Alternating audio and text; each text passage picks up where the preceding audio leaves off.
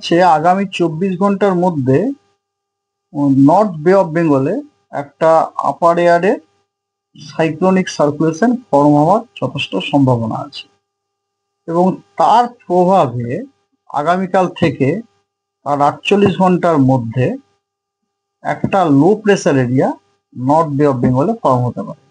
48 ঘন্টার মধ্যে বললাম, ঠিক আছে না, 25 তারিখের মধ্যে, তার আগেও কিন্তু হয়ে যেতে পারে। ঠিক আছে, এটা হচ্ছে একটা ব্যাপার, এটা হচ্ছে একটা সিনপটিক সিচুয়েশন। আর অলরেডি আপনার একটা সাইক্লোনিক সার্কুলেশন আপার এয়ারে রয়েছে। সেটা কোথায় আছে?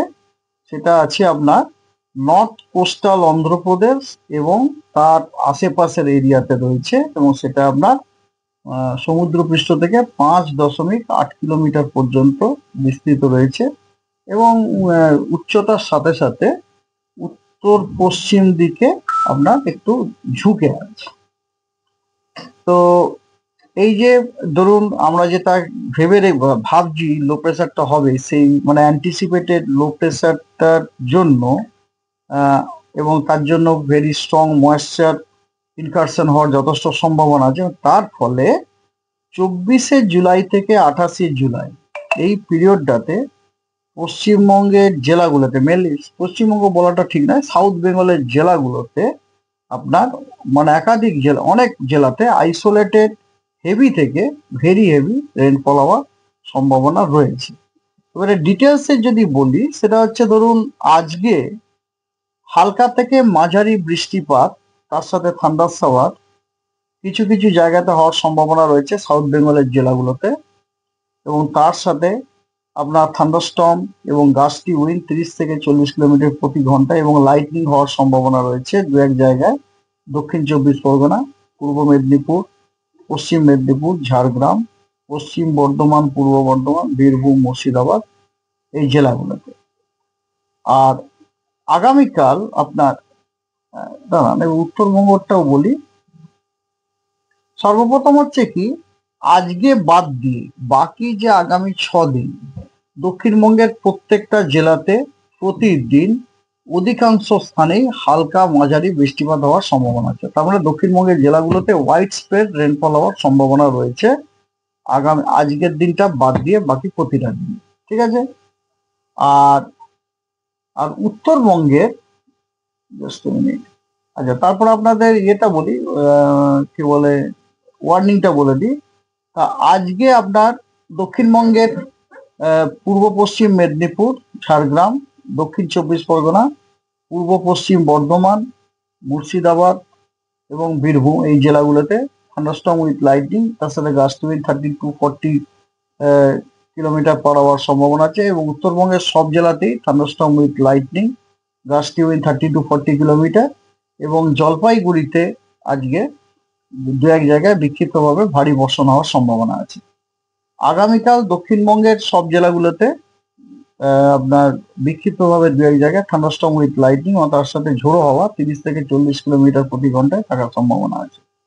আগামী পরশুদিন অর্থাৎ 24 তারিখে দক্ষিণবঙ্গের বেশ কিছু জেলাতে কমলা সতর্কবার্তা দেওয়া হয়েছে। সেই জেলাগুলো হলো পুরুলিয়া, বাঁকুড়া, ঝাড়গ্রাম, পশ্চিম পূর্ব মেদিনীপুর এবং দক্ষিণ 24 পরগনা। এই জেলাগুলোতে বিক্ষিপ্তভাবে দু এক জায়গায় ভারী থেকে অতি ভারী বর্ষণ হওয়ার সম্ভাবনা আছে, তার সাথে থান্ডারস্টর্ম, লাইটনিং এবং ঝোড়ো হাওয়া থাকার সম্ভাবনা রয়েছে। সম্ভাবনাটা যথেষ্ট বেশি, এই জন্য কমলা সতর্কবার্তা দেওয়া হয়েছে।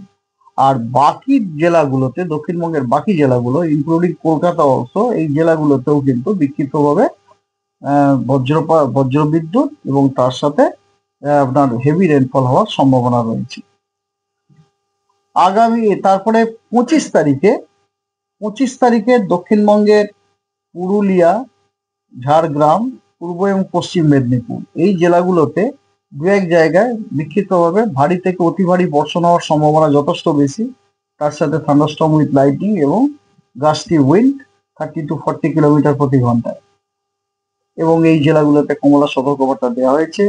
এবং দক্ষিণবঙ্গের আরো অন্যান্য জেলা যেমন বাঁকুড়া, পূর্ব পশ্চিম বর্ধমান এবং দক্ষিণ 24 পরগনা এই জেলাগুলোতে বিক্ষিপ্তভাবে দু এক জায়গায় ভারী বর্ষণ হওয়ার সম্ভাবনা রয়েছে এবং দক্ষিণবঙ্গের সব জেলাতেই বিক্ষিপ্তভাবে বজ্রবিদ্যুৎ হওয়ারও সম্ভাবনা রয়েছে। আর এরপরে আসুন আপনার 26 তারিখ। ইয়েস, 26 তারিখে আপনার দক্ষিণবঙ্গের আহ, দক্ষিণবঙ্গের অনেক জেলা, রাদার আই শুড সে বেশিরভাগ জেলা, যেমন ধরুন পুরুলিয়া, বাঁকুড়া, বর্ধমান, হাওড়া, হুগলি, কলকাতা, দক্ষিণ চব্বিশ পরগনা, মেদিনীপুর এবং ঝাড়গ্রাম, এই জেলাগুলোতে বিক্ষিপ্তভাবে দু এক জায়গায় ভারী বর্ষণ হওয়ার সম্ভাবনা রয়েছে। এবং উত্তরবঙ্গের কালিম্পং, জলপাইগুড়ি এবং আলিপুরদুয়ার, এই 3 জেলাতে বিক্ষিপ্তভাবে ভারী বর্ষণ হওয়ার সম্ভাবনা রয়েছে।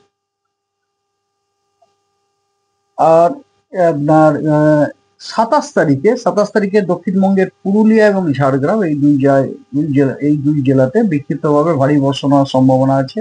এবং 27 তারিখে দার্জিলিং, জলপাইগুড়ি, আলিপুরদুয়ার, এই 3 জেলাতে ভারী বর্ষণ হওয়ার সম্ভাবনা আছে বিক্ষিপ্তভাবে দু এক জায়গাতে। আমি মনে হয় উত্তরবঙ্গের ওয়ার্নিংটা হয়তো আপনাদের হয়তো বলা হয়নি। এবং উত্তরবঙ্গে আজকে সব জেলাতেই বিক্ষিপ্তভাবে থান্ডারস্টর্ম উইথ লাইটনিং হওয়ার সম্ভাবনা আছে, তার সাথে ঝোড়ো হাওয়া 30 থেকে 40 কিলোমিটার প্রতি ঘন্টায়।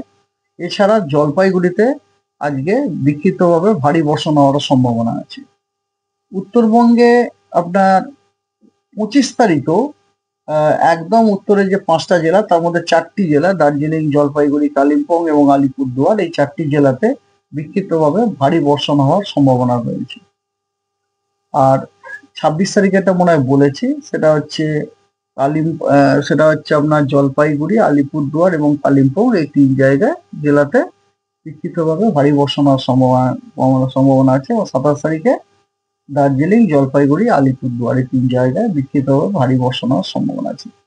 আর 28 তারিখে দক্ষিণবঙ্গের আপনার মেদিনীপুর এবং দক্ষিণ চব্বিশ পরগনা, এই 3টি জেলাতে বিক্ষিপ্তভাবে ভারী বর্ষণ হওয়ার সম্ভাবনা আছে। এবং উত্তরবঙ্গের জলপাইগুড়ি এবং আলিপুরদুয়ার, এই 2 জেলাতে বিক্ষিপ্তভাবে ভারী বর্ষণ হওয়ার সম্ভাবনা আছে। আর ফিশারম্যানদের জন্য ওয়ার্নিং হচ্ছে এইটা, ফিশারম্যানদেরকে বলা হচ্ছে তারা যেন নর্থ এবং সেন্ট্রাল বে অফ বেঙ্গল, মানে along and of West Bengal coast এবং উড়িষ্যা কোস্টে যেন 24 তারিখ থেকেই যেন সমুদ্রে ভেঞ্চার করতে না যায়, যতক্ষণ না টিল ফার্দার নোটিস।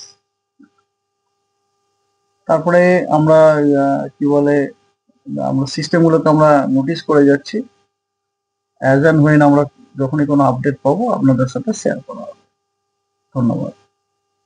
ক্ষেত্রে রোজই বৃষ্টি আছে, দেখুন কলকাতার ক্ষেত্রে রোজই বৃষ্টি আছে। আর আপনি যদি ভারী বৃষ্টির কথা বলেন তাহলে হচ্ছে 24 তারিখ থেকে, 24, 25, 26। 24-এ তো আছে, 25-এও আছে, 26-এও আছে। 24, 25, 26 এই 3 দিন তো আছে।